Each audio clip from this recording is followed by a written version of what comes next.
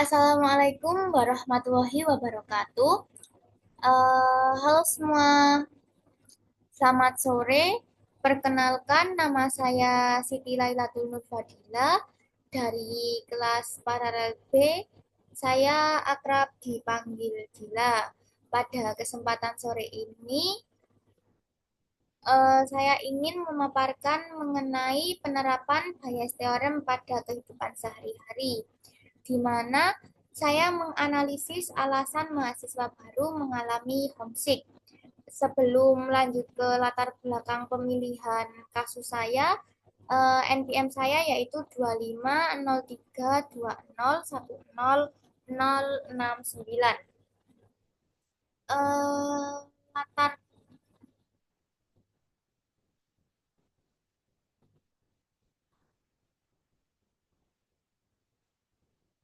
latar belakang saya memilih analisis ini yaitu karena menjadi mahasiswa merupakan salah satu langkah awal untuk hidup mandiri. Sebagai seorang anak yang tidak pernah jauh dari rumah maupun orang tua, merupakan hal yang wajar apabila sebagian mahasiswa baru mengalami homesick. Kasus ini pun terjadi pada saya sendiri, di mana saya pertama kalinya merantau untuk kuliah ini sering mengalami homesick. Maka dari itu, saya ingin menganalisis alasan-alasan saya mengalami homesick tersebut menggunakan Bayes Theorem, agar kedepannya saya juga lebih bisa untuk mengontrol diri saya agar bisa lebih beradaptasi pada suasana di Kota Surabaya ini atau di UPN Federasi Timur. Untuk yang pertama, sebelum masuk ke bias theorem, kita harus menentukan data atau fakta awal nih atau prior probability, di mana saya menyediakan alasan atau data awal, yaitu yang pertama atau B1, saya bingung untuk mengatur keuangan dengan presentase 40%. Kemudian pada B2 saya belum bisa meninggalkan zona nyaman, masih ingin di rumah bersama orang tua dengan presentase 30% atau 0,30. Dan yang ketiga atau B3, saya belum terbiasa dengan makanan di tempat yang baru ini dengan presentase 30%. Nah, dari fakta awal ini ternyata saya menemukan adanya fakta baru atau data pendukung di mana mahasiswa atau saya sendiri terbiasa dengan makanan yang tidak asin selama di rumah atau pada pada di tempat yang baru ini makanannya masih belum bisa saya belum bisa beradaptasi dengan makanan di sini yang menurut saya terasa lebih asin. Kemudian saya memasukkan fakta terbaru di fakta yang lama ini dengan PA1 given B1 yaitu 20% atau tidak terlalu mungkin terjadi pada fakta B1.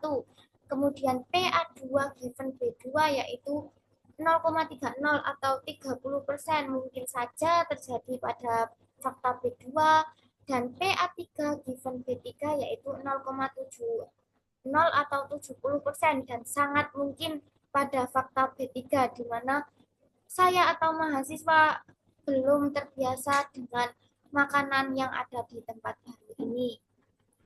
Nah, dari fakta baru atau likelihood yang ada ini, kemudian kita akan mengupdate data atau PA dengan rumus PA1 given B1 kali PB1 ditambah PA2 given B2 dikali PB2 ditambah PA3 given B3 dikali PB3.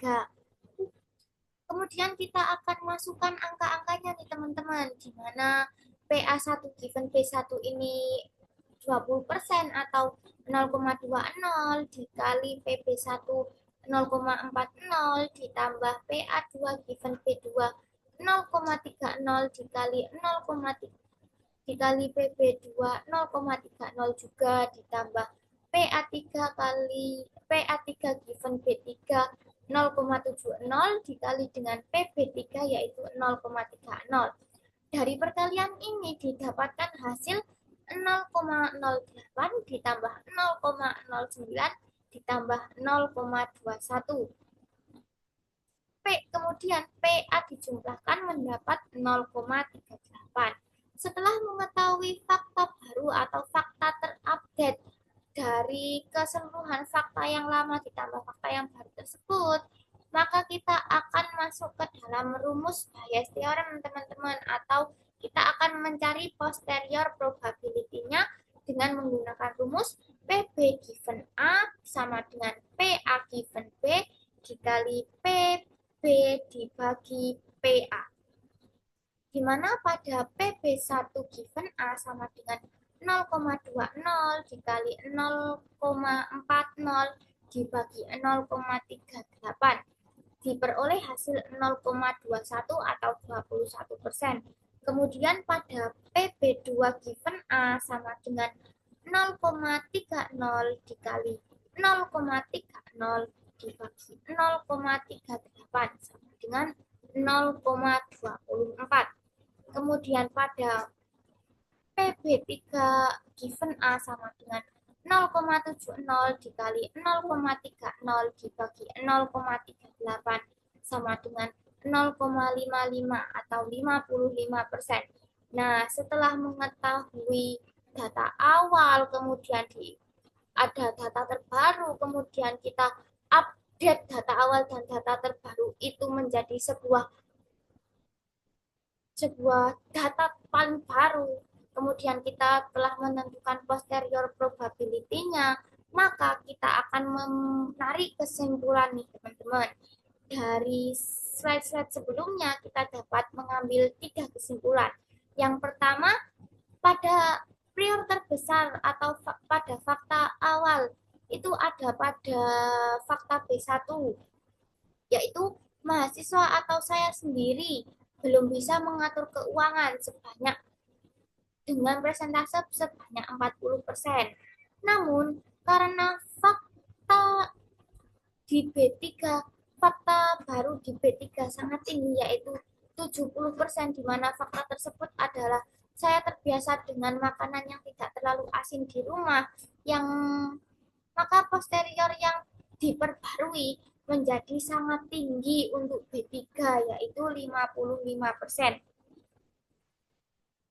Nah, dari adanya data terbaru tersebut dan fakta yang telah kita update, maka fakta baru tersebut secara dramatis telah mengubah keyakinan awal. Dari yang awalnya kita berkeyakinan alasan mahasiswa baru mengalami homesick karena belum bisa mengatur keuangan atau grade B1 berubah menjadi grade B3, di mana mahasiswa tersebut belum terbiasa dengan makanan-makanan yang berada di lingkungan barunya ini.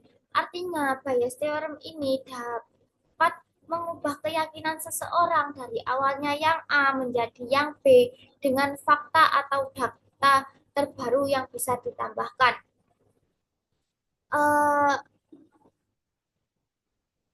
Sebelum saya mengakhiri presentase saya ingin mengucapkan mohon maaf apabila terjadi kesalahan kata maupun kalimat. Dan saya ingin mengucapkan terima kasih karena telah menyimak video saya dari awal hingga akhir. Saya akhiri. Wassalamualaikum warahmatullahi wabarakatuh.